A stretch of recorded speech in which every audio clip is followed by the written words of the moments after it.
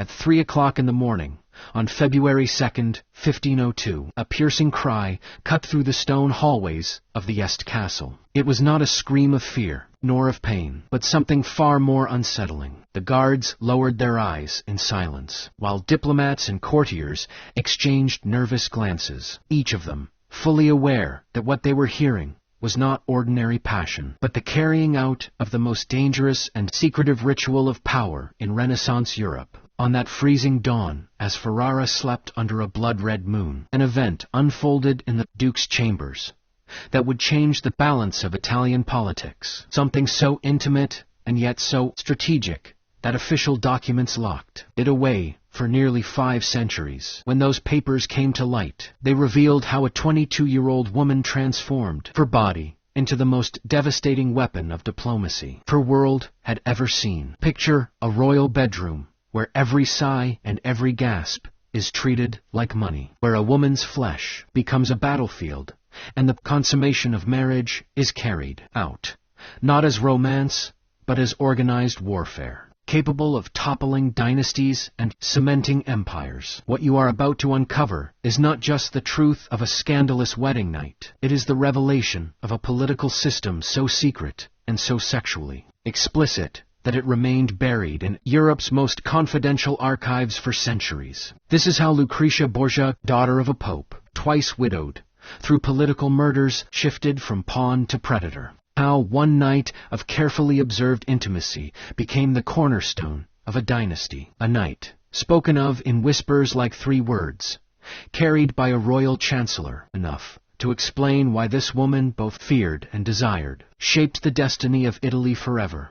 Brace yourself. What took place before dawn will shatter everything you thought you knew about sex, power, and politics in the Renaissance. If your heart is already racing from this glimpse into history's forbidden chambers, just imagine what lies ahead. Give this video a like if you want us to keep unearthing the hidden systems that reshaped empires. And in the comments, tell us the name of that queen, duchess, or courtesan whose darkest secrets you want exposed. The one mentioned most will star in our next investigation. Subscribe and ring the bell, because these truths are only revealed to those who dare. Join our secret brotherhood. The year was 1502, the height of Borgia influence. Rodrigo Borgia, Pope Alexander VI, had secured control of Italy through marriages that turned his children into weapons on the political chessboard. In this unstable climate, Lucrezia was more than just a noble bride. She was the embodiment of sexual diplomacy itself. Italy was splintered into rival powers, where every union between aristocrats functioned like a treaty, every wedding bed a battlefield. The duchies of Ferrara, Milan, Naples, and the Papal States held together by fragile alliances sealed between silk sheets, marriage. Here was not about love, it was survival. For the Est family of Ferrara, the stakes were life and death. The ruling Duke Ercole had staked the future of his dynasty on this alliance. With the Borgias, his son and heir, Alfonso d'Este, would become the living instrument of that gamble. Negotiations concluded on December 30th, 1501, with terms that revealed just how transactional this marriage truly was. Lucrezia's dowry was 100,000 gold ducats, enough to fund entire cities for a year. Yet the real price of this deal would be measured not in gold, but in flesh on the wedding night itself. Records from the period show that secret systems existed to guarantee aristocratic unions. Consummation was never simply private. It demanded official witnesses and confirmation because legitimacy of the entire dynasty depended on it. The first night of marriage became a quasi-public performance where the outcome in bed decided the fate of nations. The chosen date, February 2nd, was no coincidence. It was the feast of the purification of the Virgin, a Catholic holy day. By aligning the wedding bed with sacred ritual, the Borgias and Estes fused the divine and the carnal, making this consummation not only a sexual act, but a ritual of dynastic sanctification. Lucrezia entered Ferrara, carrying the weight of 2 disastrous marriages.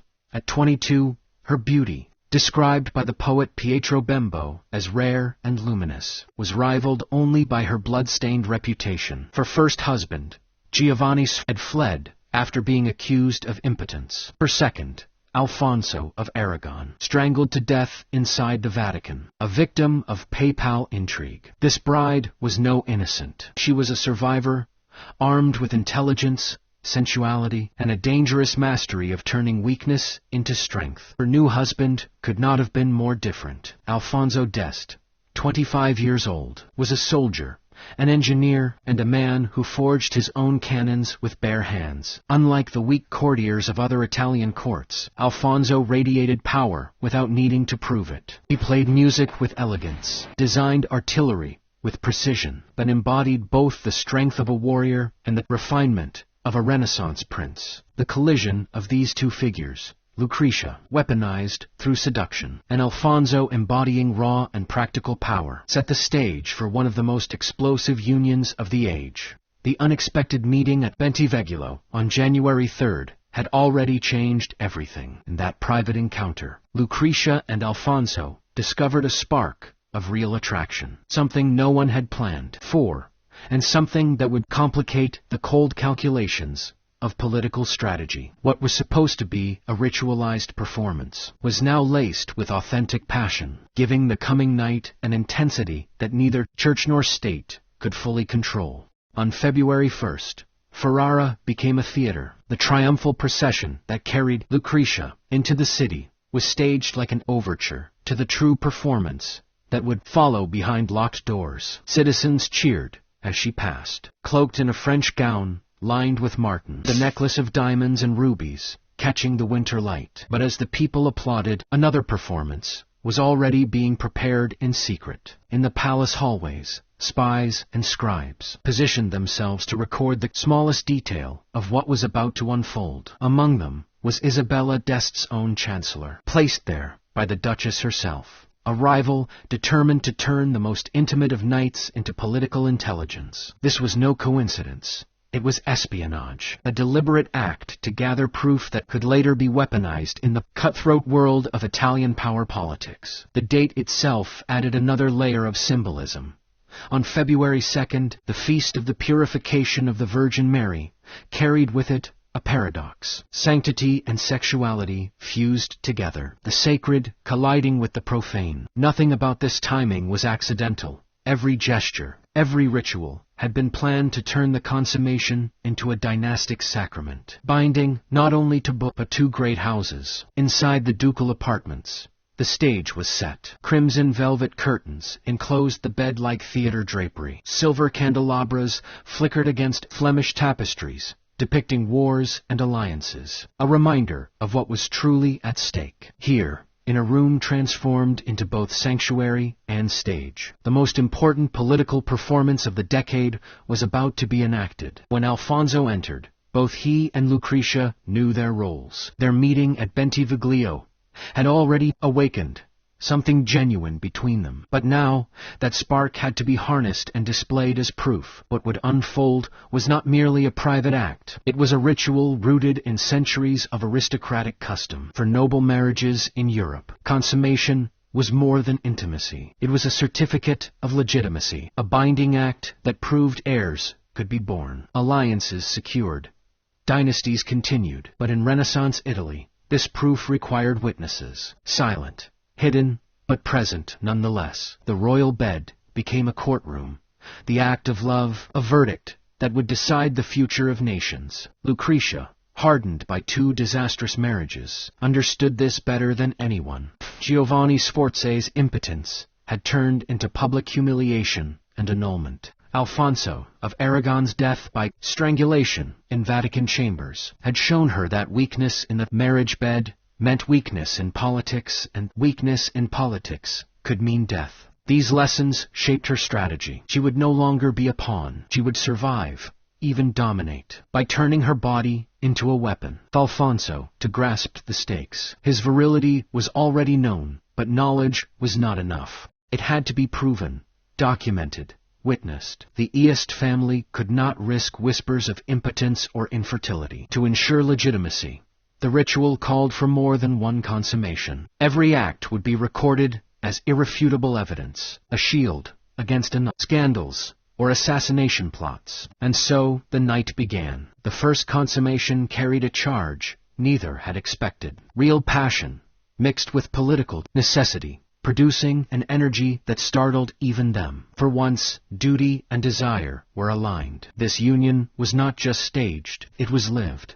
The second consummation, recorded by Isabella d'Este, embedded chancellor, showed just how closely every moment was monitored. Two outsiders. This might seem an invasion, but in the eyes of the court, it was duty. The bedchamber was simply an extension of the treaty room, and every sigh and cry was political testimony. The third and final act sealed the ritual. It was no longer just the bonding of two individuals. It was the creation of a living alliance, a new axis of power between the Borgia and Este families. The official records of that night provided the legal and political validation both houses needed. Alfonso's endurance and composure proved not only his virility, but his psychological steel. To perform under such pressure required the same discipline he showed as a military leader. Lucrezia, for her part, revealed the survivors' instincts that had kept her alive through betrayal and blood. Together,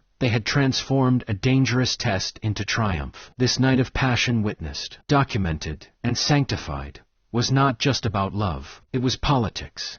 It was power. Lucrezia's ability to transform weakness into power, turning her own body into a shield against political destruction, set a precedent that would echo across the Renaissance. The meticulous notes, recorded by the official chancellor, became more than gossip or scandal. They became a binding document, a certificate of dynastic legitimacy that could protect the Borgia union for decades. Within those pages lay a guarantee against annulment, against plots to undermine the marriage, against the excuses rival powers often used to launch military or diplomatic attacks. That night, on February 2nd, 1502, created a new paradigm. From then on, documented multiple consummation was not an oddity, but the standard for validating political unions of the highest importance. The royal bedchamber was no longer simply a private space. It was a courtroom, a stage, and a battlefield where sexual performance itself determined the fate of empires. When dawn broke on February 3rd, two individuals had been transformed. No longer simply bride and groom, Lucrezia and Alfonso emerged as architects of a new political reality. Their successful execution of the dynastic ritual gave the alliance a foundation so strong it would ripple across Italy for decades, showing the world that sexuality, when harnessed strategically, could be the sharpest weapon in a ruler's arsenal. The reverberations spread far beyond Ferrara's castle walls. What had begun as an intimate ritual was now a political earthquake. Rivals, who had prayed for the marriage to collapse, were left powerless in the face of documented proof. They could no longer dismiss Lucrezia as a tainted pawn, or Alfonso as a mere soldier. The record stood as irrefutable evidence. This union was both legitimate and unbreakable. Almost overnight, Lucrezia's position within the Este court transformed. No longer a tolerated outsider, she became essential. Her survival was now tied directly to the survival of the dynasty itself. Her death would bring chaos. So, her presence guaranteed stability. For the first time, she was untouchable. Alfonso, too, emerged stronger. His performance had proven not only virility, but resilience under pressure. Where other noble heirs had faltered, humiliated by annulments or whispers of inadequacy, Alfonso had triumphed. His reputation as the true successor of Ferrara was no longer a question, but a fact. But not everyone rejoiced.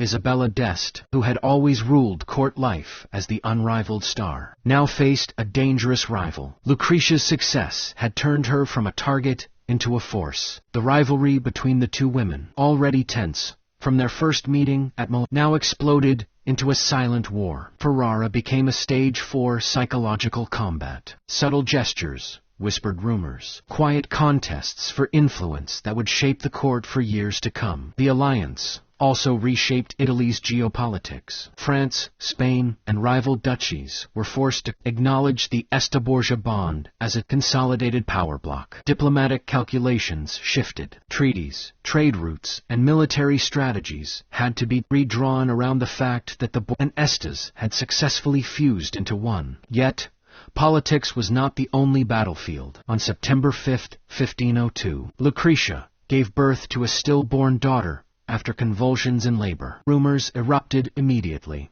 Was the child conceived on the wedding night or earlier? During her secret meetings with Alfonso, before Ferrara, chroniclers obsessed over the timeline because paternity was not simply personal. It was political proof of legitimacy. Lucrezia nearly died herself. Struck with childbed fever, many women did not survive. Her recovery was viewed by contemporaries as proof of divine favor, evidence of her strength and reassurance that she could still provide heirs. But the ordeal changed her. Confronting death in childbirth hardened her sense that survival in this world demanded more than beauty or obedience.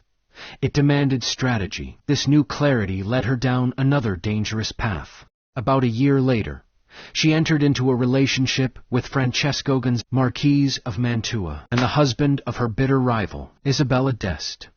It was an affair born not only of passion, but of calculation. By choosing Isabella's own husband, Lucrezia struck at her rival's pride while securing another line of political protection. The relationship was carefully hidden, yet its impact was seismic. Letters between Lucrezia and Francesco, uncovered centuries later, reveal both authentic emotion and political cunning. She was not merely manipulating him. She found in Francesco a genuine connection, yet one that doubled as insurance against her enemies. Her ability to balance this affair while preserving her marriage to Alfonso showed the mastery she had developed over sexual diplomacy. She was no longer simply a survivor.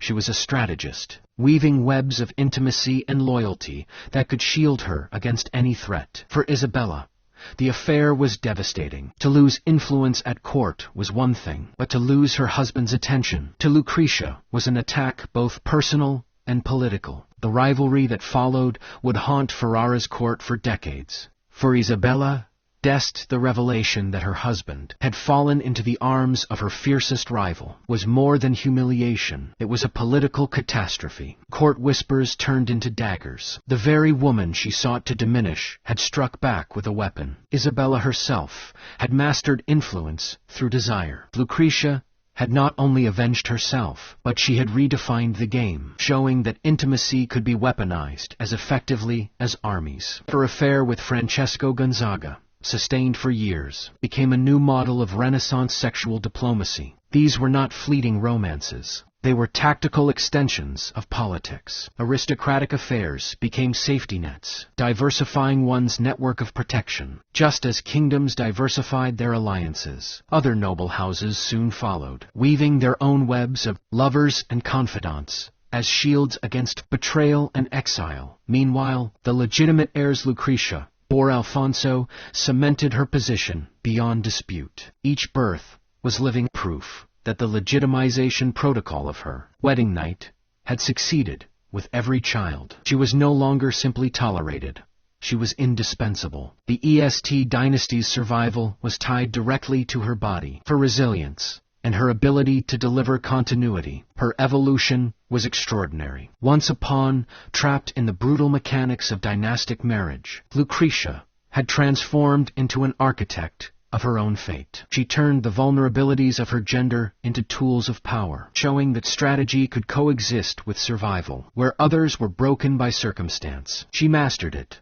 The wedding night of February 2nd, and the archives it left behind remain one of the most detailed windows into how Renaissance marriage diplomacy truly worked. Strip away the fairy tale gowns and poetic vows, and what remains is raw calculation. Unions forged not for love, but for power. Consummations, staged and documented to prevent annulment. Sexual protocols designed to anchor alliances in something irrefutable. The template pioneered by the Borgias and the Estes spread. Documentation plus consummation became the formula for unshakable alliances. Even after their deaths, their descendants inherited not just lands, but a methodology, a cold, precise system, where the bedroom was as crucial to politics as the battlefield. Lucrezia's transformation from pawn to power broker stands as one of the most striking examples in European history of a woman seizing agency in a world designed to crush her. She proved that intelligence, courage, and strategic intimacy could bend the rules of a system thought immovable. And yet,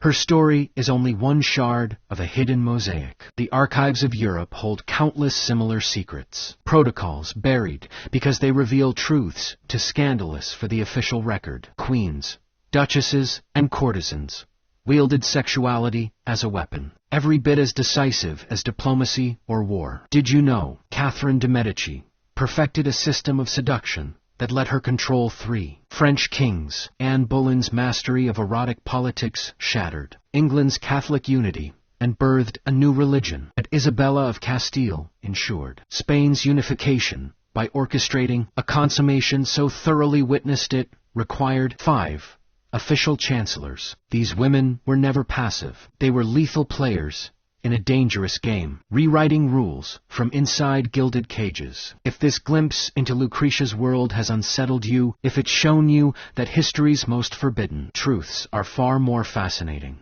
than the sanitized myths, then you've only scratched the surface. Hidden in your secret archives are entire systems of bedroom diplomacy that reshaped empires. The past still has secrets, and you are about to discover them. Please, like and subscribe to the channel. We will see you in the next one.